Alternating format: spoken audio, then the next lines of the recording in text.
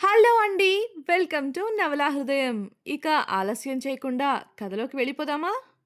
వసంత శిశిరం వసంత శిశిరం వసంత్ అందించిన సాక్ష్యాలను చూసిన కిషోర్కు బుర్ర వేడెక్కిపోయింది.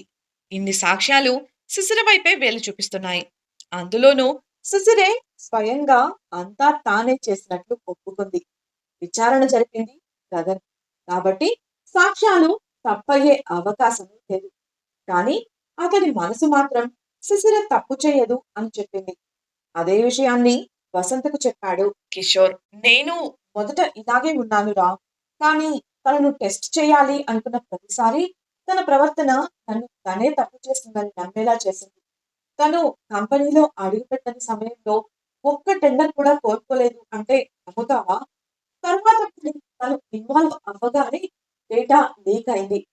ఇంట్లో నాకు తెలియకుండా స్టడీ రూమ్ కు వెళ్ళి కూడా కంపెనీ డేటా కొట్టేసింది. అన్నింటికీ సాక్ష్యాలున్నాయి. అయినా తనని గుడ్డిగా వెనకేసుకొస్తూ లక్షల మంది జీవితాలను రిస్కులో పెట్టమంటావా? అందుకే తనను మార్చుకోవాలనుకున్నాను. తనతో ఇసుగా ప్రవర్తించడం మొదలుపెట్టాను. నిబంధనలు విధించాను. కొద్ది రోజుల క్రితం సూసైడ్ అటెంప్ట్ చేసింది. నిన్న అలా. అందుకే రాత్రి కూడా తనలో మార్పు రావాలని శిక్షించాను. కానీ చివరి మాటలు చెబుతుండగా అతని గొంతు బొంగురుపోగా కళ్ళ వెంట నీళ్లు జారాయి. అతడి బాధను అర్థం చేసుకున్న కిషోర్, "ఓకే వసంత్, ఇవన్నీ చూస్తే నాకే సిస్టర్ పై అనుమానం వస్తుంది. నీ పరిస్థితిని నేను అర్థం చేసుకోగలను. అసలు ముందు సోఫీ వివరాలు ఎలా మారాయో కనుక్కోవాలి. ఇంకా నిన్నటి టెండర్ నీకు భాస్కర్ కు మాత్రమే తెలిసినా కూడా మిస్ అయింది అంటున్నావు. ఆ సంగతి కూడా తేల్చాలి" అంటూ ఫోన్ తీసుకొని ఎవరికో కాల్ చేసి మాట్లాడుతూ పక్కకు వెళ్ళాడు. మాట్లాడి తిరిగి వచ్చి, "రేయ్, ఈ మధ్య ఆ సోఫీ కోటితో తిరుగుతోందని తెలిసింది. నాకు వాడి మీద అనుమానం ఉంది. విచారించమని మన వాళ్ళకి చెప్పాను." వసంతకు చెబుతుండగానే, "బాస్ అత్యవసరంగా రమ్మన్నారు" అంటూ అక్కడికి చేరుకున్నాడు గగన్. వసంత్ కంట్రోల్ చేసుకుంటూ ముఖం పక్కకు తిప్పుకోగా, "రేయ్, ఫార్మాలిటీ పక్కన పెట్టి కూర్చొని వీటి సంగతి చూడు. నాకు వివరణ కావాలి" అంటూ ఫైల్‌ను గగన్‌కు అందించాడు కిషోర్. వాటిని చూసిన గగన్ చిరాకుగా ముఖం పెట్టి, "ఏంటి, కొత్తగా మన సీక్రెట్ కోడ్ ఉండే కవర్లలో మీ సెక్యూరిటీ డిపార్ట్మెంట్ వాళ్ళు కలెక్ట్ చేసిన వివరాలు ఎందుకు పెట్టారు?" అని అడిగాడు. ఆ మాటకు షాక్‌తో వసంత్ కిషోర్‌లు చూడగా అయోమయంగా చూస్తూ, "ఏంటి అలా చూస్తున్నారు?" అని ప్రశ్నించాడు గగన్. వసంత్ ఆవేశంగా లేచి అనుమానంగా, "ఇవన్నీ పంపింది నువ్వే కదా?" అని ప్రశ్నించగా, "వాట్? ఇవన్నీ నేనెక్కడ పంపాను? ఇదిగో ఇవి మాత్రమే పంపాను" అంటూ తాను పంపిన వివరాలను వారికి చూపించాడు. అందులో సౌమ్యతో శిశిర గొడవ పడిన ఫోటోలు, సౌమ్య మనుషులు విలేకరిని చంపాక శిశిరను కలిసిన ఫోటోలు, శిశిర ఐరా బొటిక్ లో షాపింగ్ చేసిన వివరాలు ఉన్నాయి. మిగతా వాటిని తాను పంపలేదని గగన్ తేల్చి చెప్పగా వసంత్కు అంతా అయోమయంగా అనిపించింది. ఆవేశంగా గగన్ కాలర్ పట్టుకొని, "మనం వాడే సీక్రెట్ కోడ్ నీకు నాకు కిషోర్ కి మాత్రమే తెలుసు. వాడు ఇక్కడ లేడు. ఇక నువ్వు పంపకుండా ఆ కోడ్ తో లెటర్స్ ఇంకెవరు పంపుతారు? నువ్వు చేసిన పనికి ఎంత పెద్ద సమస్య అయిందో తెలుసా ఇక్కడ" అంటూ కోపంగా అరిచాడు. వసంత్ ఏమంటున్నాడో గగన్ కు అర్థం కాలేదు. "ఏమంటున్నావు నువ్వు? నేను ఎప్పటిలా రిసెప్షన్ లో ఉన్న అమ్మాయికే లెటర్స్ ఇచ్చి వచ్చేవాడిని కదా" అని గగన్ చెప్పగా వసంత్ పట్టు నుంచి గగన్ ను విడిపిస్తూ, "ఆవేశపడకురా వసంత్, ముందు జరగాల్సింది చూద్దాం" అంటూ వసంత్ను కుర్చీలో కూర్చోపెట్టాడు. గగన్ ఏదో సీరియస్ మ్యాటర్ జరిగింది అని అర్థమై సమాధానం కోసం చూస్తుంటే కిషోర్ అతనికి శిశిరే వసంత్ భార్య అన్న నిజాన్ని తెలియచేసి పరిస్థితిని వివరించాడు. శిశిర వసంత్ భార్య అని తెలిసి గగన్ కు ఫ్యూజులు ఎగిరిపోగా తాను సేకరించిన సాక్ష్యాల వల్ల వారి మధ్య సమస్యలు వచ్చాయని తెలిసి అతనిలో భయం మొదలైంది. అక్కడున్న సాక్ష్యాలన్నీ అతడే సేకరించకపోయినా శిశిర సౌమ్యతో గొడవపడటం, విలేకరిని చంపిన మనుషులు శిశిరను కలవడం లాంటివి తనే ఫాలో అప్ చేశాడు. కానీ అవి నిజాలు కూడా. అలాంటప్పుడు పొరపాటు ఎక్కడ జరిగిందో అతడికి అర్థం కాలేదు. అతడు మాత్రమే కాదు, అక్కడున్న ముగ్గురు అదే పరిస్థితిలో అయోమయంగా ఆలోచిస్తూ ఉన్నారు.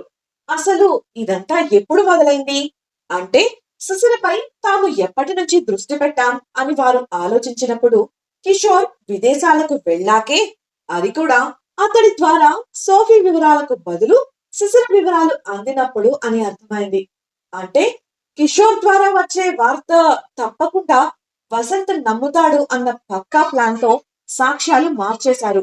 వీరిద్దరి మధ్య గొడవ పెడితే లాభం ఎవరికి అని ప్రశ్నించాడు గగన్. ఏమో, అసలు వీళ్ళు మొగుడు పెళ్ళాలు అన్న విషయం కంపెనీలో ఎవరికీ తెలియదు. నాకెందుకో కేవలం ముగ్గురు మీద మాత్రమే అనుమానంగా ఉంది అని బదులిచ్చాడు కిషోర్. వసంత్ నిట్టూర్చి, ఒకరు శైలేష్, తన కంపెనీ శిశిర ప్రాజెక్టు కోసం చాలానే ట్రై చేసింది. రెండోది శిశిర ప్రాజెక్టుకు అడ్డు చెబుతున్న మన కంపెనీ బోర్డు మెంబర్.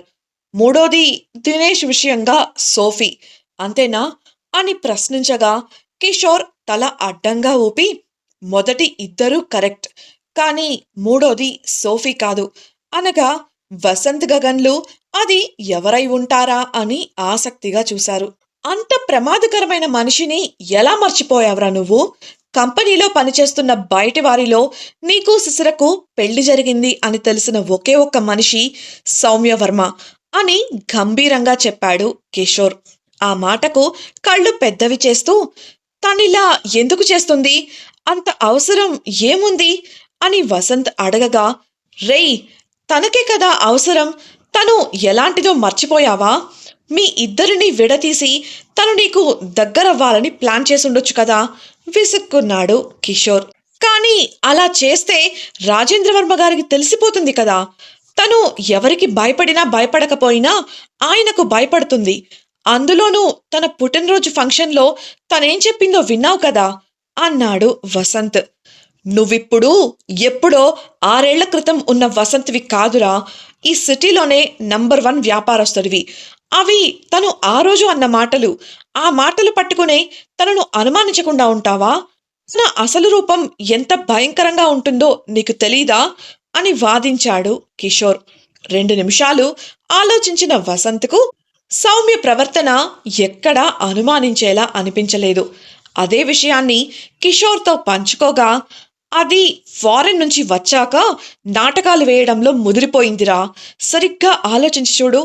అయినా ముందు నిన్నటి డేటా లీక్ గురించి కనుక్కొని వస్తాను, అప్పుడు దీని వెనుక ఉంది ఎవరనేది తెలుస్తుంది అంటూ గగన్ను తీసుకొని నేరుగా కంపెనీకి వెళ్ళాడు. అతడు వెళ్లేసరికి కోటి ఒక మనిషితో గొడవ పడుతూ కనిపించగా గంభీరంగా, ఏం జరుగుతోంది ఇక్కడ అని ప్రశ్నించాడు కిషోర్. కోటి కిషోర్ను చూసి షాక్ అవ్వగా అందుకు ఆ వ్యక్తి సమాధానం ఇచ్చేలోపు కోటినే కల్పించుకొని, ఇతడు కంపెనీ రిసోర్సెస్ వేస్ట్ చేస్తూ ఉన్నాడు సార్. అంతేకాకుండా అతడికి పర్మిషన్ లేని పనులు కూడా చాలా చేస్తున్నాడు. అందుకే ఉద్యోగంలోంచి తీసేశాను. ఏయ్, ఇంకొక్క నిమిషం కూడా నువ్విక్కడ ఉండటానికి వీల్లేదు, వెళ్ళిపో అని గద్దించాడు. ఎంత సమయం పడుతుంది అని కిషోర్ అడగగా అక్కడున్న వ్యక్తిని మాట్లాడనివ్వకుండా కోటి కల్పించుకొని, 2 నిమిషాలు సార్, బయటికి పంపించేస్తాను అన్నాడు. ఆ మాటకు కిషోర్ విసుగ్గా గగన్ వంక చూడగా మరుక్షణం ముఖం నిండా కందిన గాయాలతో మోకాళ్లపై నేలపై కూర్చున్నాడు కోటి. సార్, ఏంటి సార్ నన్ను కొడుతున్నారు అని కోటి అడుగుతుంటే అతడి మెడలో ఉన్న టై తీసి మడత పెట్టి అతడి నోట్లో కుక్కాడు కిషోర్. కిషోర్ అక్కడున్న వ్యక్తి వంక చూస్తుంటే, ఇతని వల్లే ఆలస్యమైంది సార్, నాకు ఒక్క 5 నిమిషాలు ఇవ్వండి అంటూ కంప్యూటర్ ముందు కూర్చోగా కోటికి తన బండారం బయటపడిందని తెలిసొచ్చింది. ఆ దెబ్బకు గుండెల్లో గుబులు పుట్టింది. కంపెనీ పేరు నాశనం చేయాలని చూసిన దినేష్ అడ్రస్ లేకుండా పోయాడు. ఇప్పుడు తన పరిస్థితి ఏమవుతుందో అని కంగారు పుట్టింది. కిషోర్ నేరుగా తన క్యాబిన్కు వెళ్లి చూడగా అక్కడి వస్తువులు ఎవరో కదిలించినట్లు అర్థమైంది. తప్పకుండా అక్కడికి ఎవరో వచ్చారు అని అర్థం చేసుకొని అన్నింటినీ పరిశీలించడం మొదలుపెట్టాడు. అలా వెతుకుతుండగా అక్కడికి చేరుకున్న గగన్, ఫుటేజ్ రిట్రీవ్ అయింది అంటూ పెన్ డ్రైవ్ను కిషోర్ చేతిలో పెట్టాడు. దాంతో సిస్టమ్కు పెన్ డ్రైవ్ కనెక్ట్ చేసి నిన్నటి రోజున ఏం జరిగిందన్నది చూడటం మొదలుపెట్టాడు కిషోర్. మరీ ముఖ్యంగా అతడి దృష్టంతా భాస్కర్ చుట్టూ ఉన్న పరిసరాలపై ఉంది. ఎందుకంటే నిన్నటి టెండర్ వివరాలు వసంత్కు కాకుండా కేవలం భాస్కర్కు మాత్రమే తెలుసు. అతడు నమ్మకస్తుడే, కానీ అతనికి తెలియకుండా ఎవరైనా ఏదైనా చేసి ఉండొచ్చు కదా. ఎవరో అంటే కేవలం సోఫీపై మాత్రమే అతడి అనుమానం ఉంది. అలా వెతుకుతున్న క్రమంలో టెండర్ కోసం భాస్కర్ బయటకు వెళుతుండగా లాబీలో ఎదురై కావాలనే అతడికి గుద్దుకుంది సోఫీ. భాస్కర్ చేతిలోని ఫైల్ క్రింద పడి టెండర్ కాగితాలు చెల్లా చెదురయ్యాయి. ఆ క్రమంలో సారీ చెబుతూనే సాయం చేస్తున్నట్లు ఆ కాగితాలన్నీ ఏరి భాస్కర్కు అందించింది సోఫీ. దాంతో కిషోర్కి ఈ టెండర్ కోల్పోవడం వెనుక కూడా ఉంది సోఫీనే అని అర్థమైంది. వెంటనే సర్వర్ గదికి వెళ్ళి అక్కడున్న వ్యక్తికి, ఇకపై ఇక్కడ నువ్వే ఇన్ఛార్జ్. సోఫీ ఆఫీస్కి రాగానే నాకు కబురు పంపు. ఇక్కడ ప్రతి కదలిక, ఆమె చేసే ప్రతి పని నాకు తెలియాలి. అలాగే నేను సెలవుల్లో వెళ్ళినప్పటి నుంచి వీడు మార్చేసిన ప్రతి ఫుటేజ్ నాకు కావాలి చెప్పి ప్రక్కనే కట్టిపడేసిన కోటి పొట్టలో తన్నాడు. ఏరా, మా ఉప్పు తింటూ మాకే ద్రోహం చేయాలని చూస్తావా?